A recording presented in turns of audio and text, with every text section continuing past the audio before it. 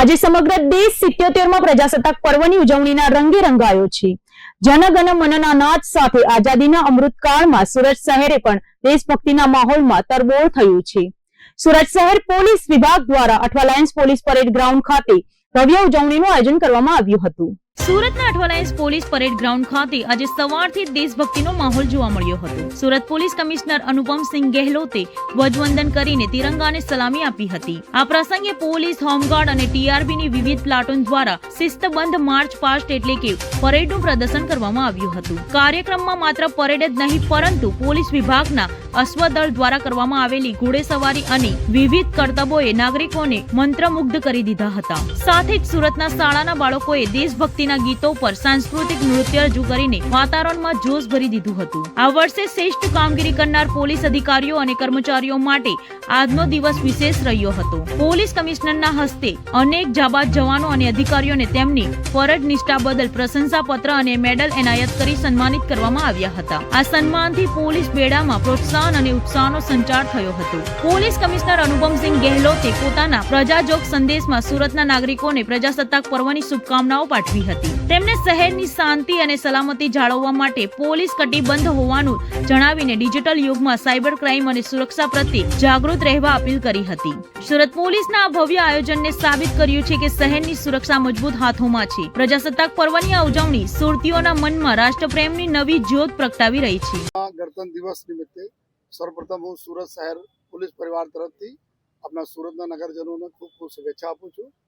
1950 થી 2026 तक बात करिए तो हमारे संविधान लागू થયા બધા અમે લોકો ભારતીય લોકો સંવિધાન સ્વીકાર્યા અને આજે અમે જોઈએ છીએ કે કેટલા ઝડપથી આપણા દેશનો વિકાસ થયા। એના મુખ્ય પાડો છે કે આપણા જો અમારા ગ્રંથ છે, અમારા સંવિધાન તો તમામ ધાર્મિક ગ્રંથોથી બી પવિત્ર છે। તો એના લીધે જો આજે 142 કરોડના દેશમાં જો અમે જે રીતે બધા લોકો એક સાથે હળી મળીને રહેતા હોય છે, અલગ અલગ અમારા જો ડાયવર્સિટી એટલી છે છતાં અમારી યુનિટી છે, ચાહે અમારા ભાષા હોય, ચાહે અમારા જો अलग अलग प्रकारना मेला तीज तहेवारों हो जो અને આ જ રીતે સુરત શહેર જો 90 લાખની વસ્તી ધરાવતા શહેર છે જેના અમે મિની ભારત તરીકે ઓળખીએ છીએ। કારણ કે 28 રાજ્યોના લગભગ 40 લાખ લોકો આપણા સુરત શહેરમાં રહેતા હોય। ગુજરાતના 33 જિલ્લાના લોકો અહીંયા રહેતા હોય તો મિની ગુજરાત બી છે, મિની ભારત બી છે।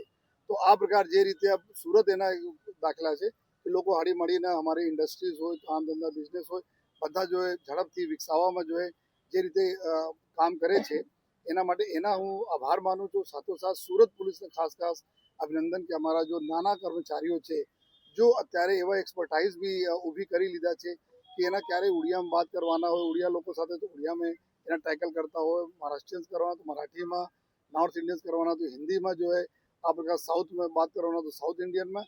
તો એવા સંકલન से કોઈ દિવસ એવા નહીં લાગે લોકોના કે અમે આપણા રાજથી બહાર છીએ।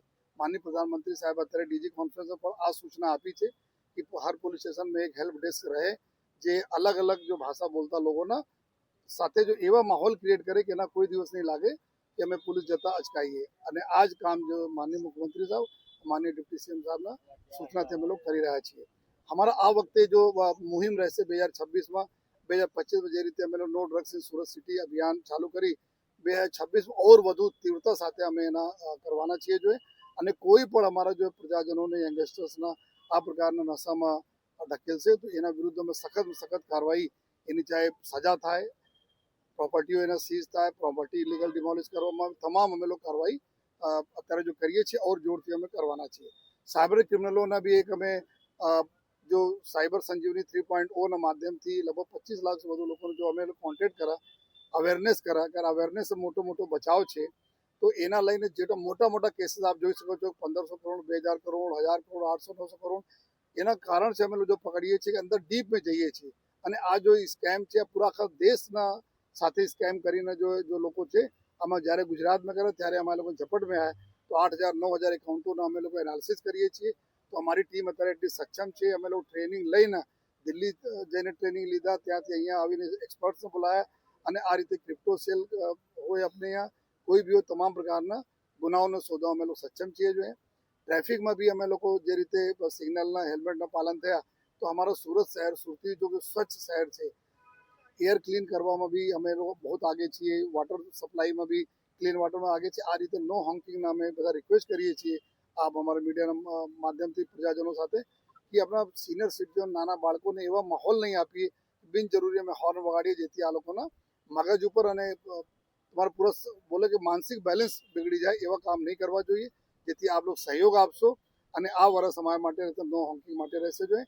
અને સાથોસાથ જો સમગ્ર જેટલા બી કાયદો અને વ્યવસ્થા, કારણ કે કોઈ પણ જગ્યાનો વિકાસ ત્યારે થાય જ્યારે કાયદા અને વ્યવસ્થા ખૂબ સારા રહે છે અને સુરતમાં ખૂબ સારી કાયદા અને વ્યવસ્થા છે. એના બધા ક્રેડિટ અમારા લોકોનો જાય છે કે આ બધાના સહકારને લીધે અમે લોકો સુરત શહેર પોલીસ કામ કરી શકીએ. અને એને જ લઈને જો લોકો બિઝનેસ બહારથી આવે, કામ ધંધા બહારથી આવે, ડિસ્ટર્બન્સ નહીં થાય, એની બી નાના મોટા કોઈ બનાવ બને તો પોલીસ ઉપર આ પોલીસને જાણ કરો, જેથી અમે લોકો ડીલ કરી શકીએ છીએ.